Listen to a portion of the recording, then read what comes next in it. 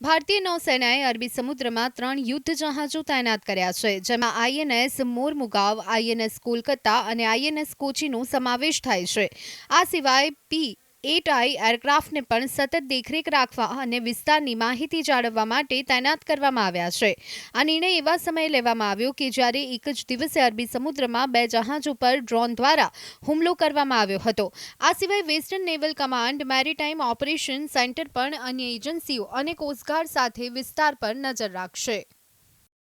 કેમ પ્લુટો જહાજ મુંબઈ કિનારે પહોંચ્યું હતું. આ પછી નેવીએ તેની તપાસ કરી. તેમણે કહ્યું કે જહાજ પર હુમલો કરવામાં આવ્યો જ્યારે આ જહાજ ભારતીય સમુદ્ર કિનારાથી 400 કિલોમીટર દૂર હતું.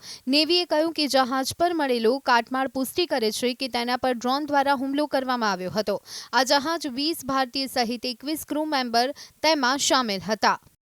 જહાજ પર ફોરેન્સિક તપાસ દ્વારા એ જણાવવાનો પ્રયાસ કરવામાં આવી રહ્યો છે કે આ હુમલો કયા અંતરથી કરવામાં આવ્યો હતો, કયા વિસ્ફોટક સાથે અને કેટલો ખતરનાક હોઈ શકે છે. તપાસ પૂર્ણ કર્યા બાદ જહાજમાંથી કાટમાળ હટાવવામાં આવશે, જે પછી જહાજને રિપેર અને પુનઃ ઉપયોગ માટે કંપનીને પરત સોંપવામાં આવશે. Bureau report, GSTV.